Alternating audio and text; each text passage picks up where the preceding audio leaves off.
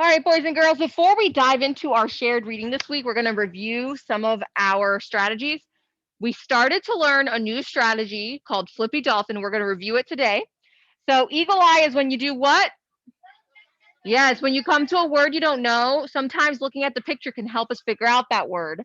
What is this? Yeah, and that's when you say the what? So usually you use these two together. You can look at the picture and then say the first sound to try to figure out what the word is. Stretchy snake is where we stretch out the word. Chunky monkey is where we find chunks. Exactly. Sometimes there's even sight words and big words. You can look for it. There's chunks and words that we might know. I'm going to skip this one and go back to it. Skippy frog. Sometimes when you come to a word that you don't know and you've tried all the strategies, you skip over that word, and sometimes when you've read the whole sentence, that word makes sense to you. So sometimes skipping the word and coming back to it helps. Try and lion is when you try a word that makes sense. Okay, so the last one that we're going to go over is Flippy Dolphin. So here's Flippy Dolphin. In Flippy Dolphin, if the short vowel doesn't work, flip it and try the long vowel. Guys, in the English language, that's the language that we speak, there's a lot of things that don't make sense. There are some words that just don't have any kind of rule they follow. And in cases like that, if you just flip the vowel, it can help you figure it out. So, for example, if I were to do the short O here, it doesn't make sense. It is called. Called. Does that make sense in that sentence? No. So I'm going to flip the vowel, and instead of saying the short O, I'm going to say the long O. Cold. Cold. Does that make sense now? Yeah, that's what we do with Flippy Dolphin. It is cold. Here, I see a spider. If I do the short I here, does that make sense? Does anybody know what a spider is? No, but let's flip that to the long vowel. Spider. Now it makes sense. So when you're using the strategy of Flippy Dolphin, all you do is switch the vowel from short to long and see if that helps it make sense. So whenever you're sounding out a word that has a vowel in it, if you do the short vowel sound and it doesn't make sense, try it with the long vowel sound and it might make sense. That's all we're going to do. Okay. So our book this week is called Arctic Life. We heard a lot. We had a lot of people presented their habitats today, and quite a few of you did the Arctic. So we learned a lot about Arctic. And the great thing about reading is when you have background knowledge, that can also help you with deciphering words. If you know what certain vocabulary words are, it will help you figure out those words. So before we get started, we're going to watch this short video about Arctic habitat.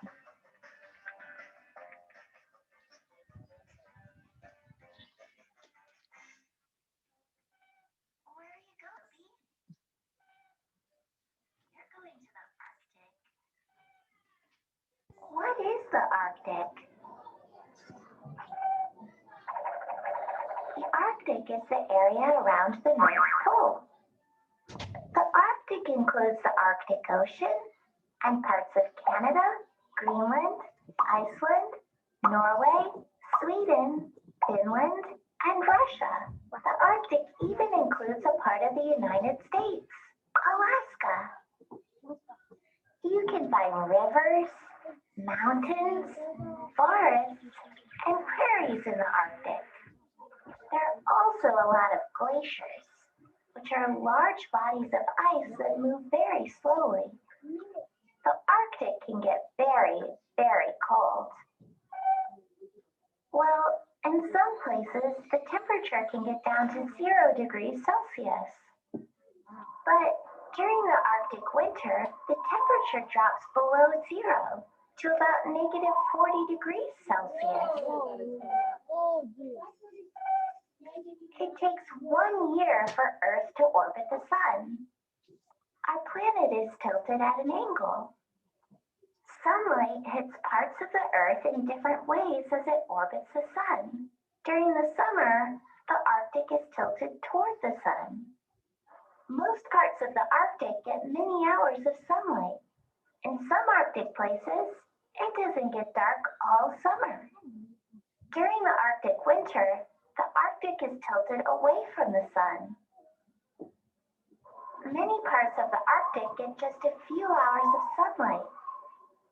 In some parts, there's no sunlight at all in the winter, and it stays dark for months. Good question, Moby. How do plants survive in the Arctic? The Arctic gets freezing cold, so plants have different ways to live in their environment. That's a good question. In the colder months, seeds stay below the ice. When the weather gets warmer, seeds sprout and grow quickly before it gets cold again. In some parts of the Arctic, the soil stays frozen underground.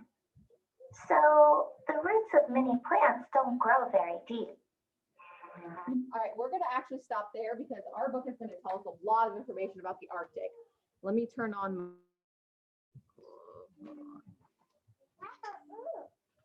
That is, yes. Yes, this is our Earth. Very good. Okay, obviously, this is what planet? Yeah, the planet we live on. I wanted to show you this because we confuse the Arctic and Antarctica a lot. So Antarctica is down here.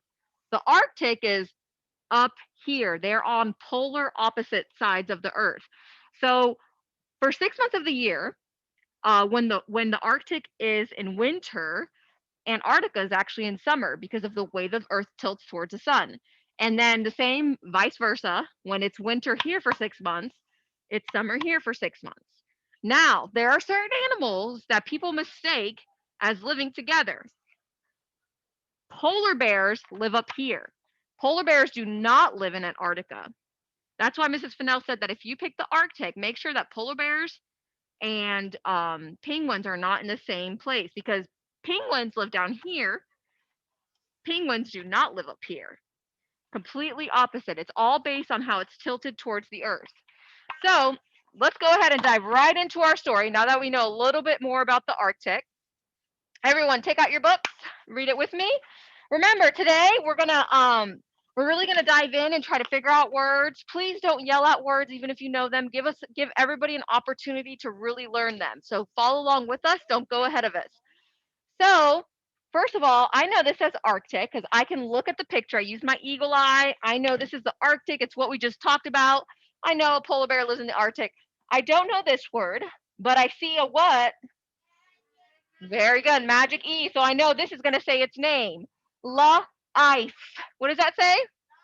So this says Arctic life. What does the title page say?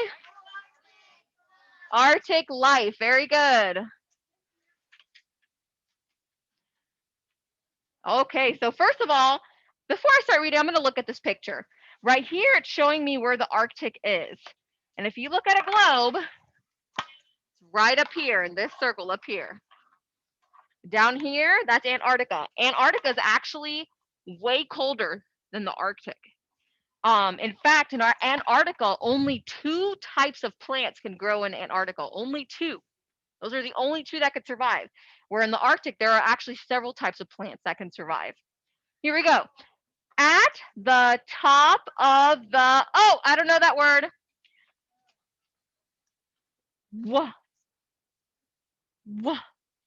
World. What do you guys think? World. I can use my picture. That's the world. At the top of the world is the, very good. What is this right here? A comma. What does a comma mean? I don't know that word, but I see a magic E. Place. Place. A place of ice and snow, of white. I don't know that word. I'm going to sound it out. There's a magic E. Hares. Hares and polar bears. Who knows what a white hare is? What is a white hare? What does a white hare look like? What family is it in, Zoe? Exactly. It is, called. Called? Does cold. Oh, if I switch the vowel, let me try switching the vowel. Instead of saying I'm going to say oh. It is cold. most of the year. Yet plants, animals, and people survive here.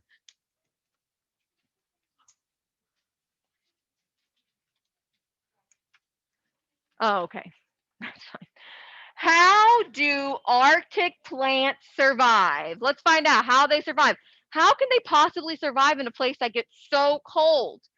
Some plants grow low. They snuggle close to soil that is warmed on days when the sun appears. Guys, sometimes we look at plants and we don't think much about them, but Maria, you can, your mom's here, Maria. Yeah. Okay, so sometimes we look at plants and we don't think much about them, but plants are living things. Plants are living things and they know how to survive. So here they snuggle close to the soil because the soil is warm. Some plants have fuzz. You see this fuzz? Who can take a guess? Why do you think plants in the Arctic have fuzz? Annie, why do you think they have fuzz? Exactly, kind of just like fur or even our hair, right? Some plants grow fuzz. The fuzz protects their stems and leaves from cold, dry winds. Everybody following along? Lucy, I need you on this page. Some plants grow fast. Their flowers open and make seeds as soon as spring sunshine melts the snow. Why do you think plants need to grow fast in the Arctic? Why do you think they need to grow so fast? Yes.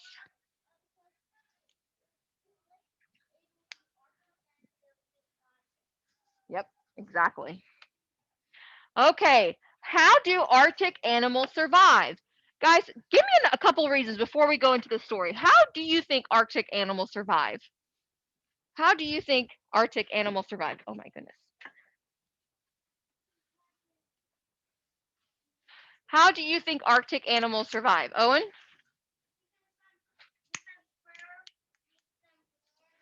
Uh-huh. So they grow more fur. How else? Braden? They do have blubber. Excellent. How else do animals survive? Yes. I'm sorry? Yep, that's what he just said actually. Yes. Yeah, yeah, absolutely. That's a great response, Madeline. Here we go. How do Arctic animals survive? Some animals grow fuzz. A bumblebee's fuzz is like a coat that keeps it warm. You see all this fuzz? Some animals grow fur. An Arctic fox's thick fur gets even thicker in winter. Thank you to all those that are reading. Its furry feet act like fluffy snowshoes. How many of you guys went outside in the snow yesterday? How many of you had snowshoes on? Yeah, we did a lot of fun stuff. I know, I know. How do you think your feet would have felt, Harper? How do you think your feet would have felt if you had just regular shoes on or if you had gone barefoot out? Oh my God. It would be so cold it would hurt. They have special feet. All right. Some animals grow fat. What's that fat called? Blubber. That fat is called blubber. A polar bear eats plump seals to get fat. A fat bear can live for weeks without eating. Snowy white fur helps the bear hide as it sneaks up on seals. Some animals grow feathers. Help me out, Miss Fritz.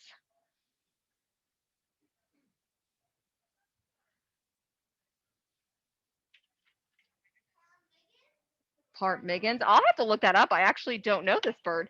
Legs and feet are fluffy with feathers that keep it warm and help it walk on snow. Guys, look at its feet. Do you see its feet?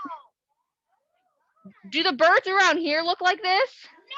No, those feet have adapted to the snow. Some animals turn white. Why would they turn white? Yes. Yeah. No, not to keep warm. Why do they turn white? Yeah, to blend in so predators can't see them. If he's brown like this against that snow, a predator's going to see him right away. An Arctic hare is gray in summer and white in winter. Being snowy white helps it hide from owls and foxes. Why does it need to hide from owls and foxes? Oh, yes. Okay, get this. There are some people that live in the Arctic. I don't know why, but they do. Actually, I've seen documentaries on this. They love living there. They have a way of life. I'm sorry. Oh, wow. How do Arctic people survive? Some people wear warm boots and coats made of caribou skin. We did a Scholastic newsletter on caribou. They hunt whales and other animals for food. Interesting. They hunt whales. I wonder how they do that. Does anybody know what this is? Snowmobile. Raise your hand if you've been on a snowmobile.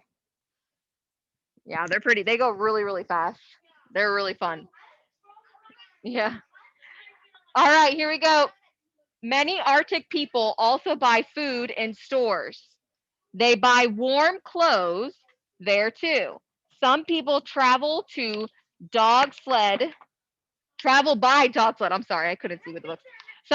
No, I got it. Thank you. Some people travel by dog sled, but most drive snowmobiles.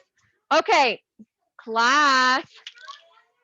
I know, one more page. One thing I should have stopped. I haven't been stopping enough.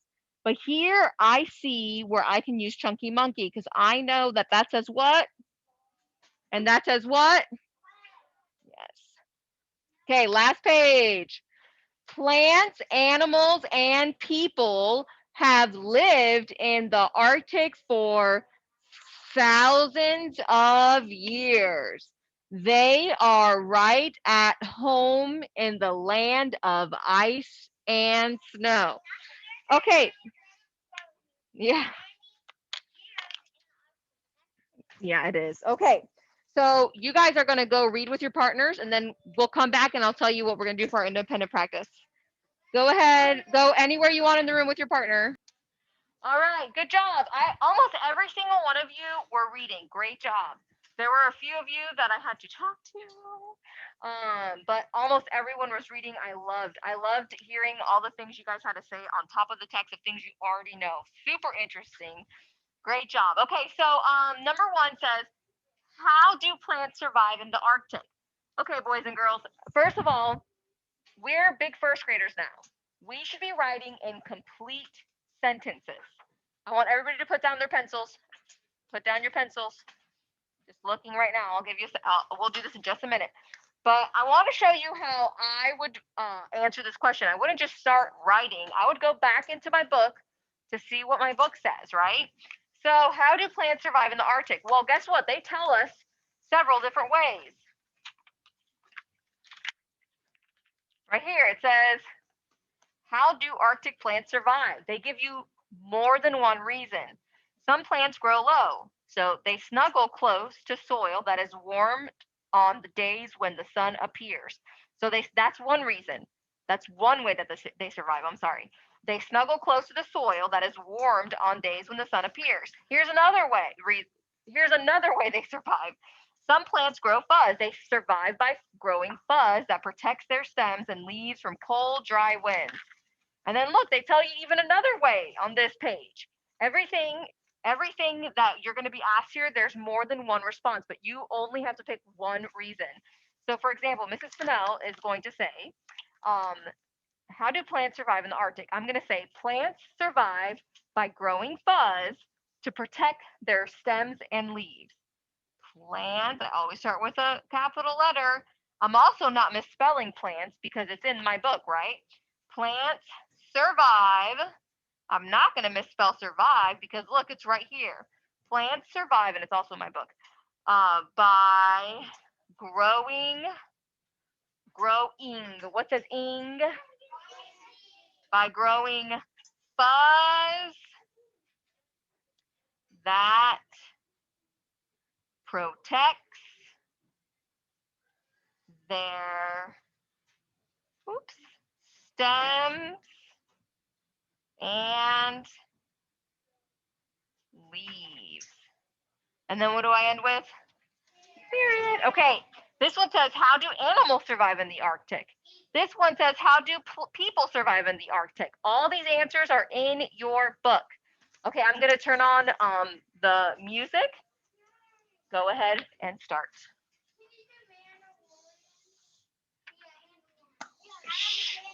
Yes, if you guys can work quietly, yes, I'll put Mandalorian on.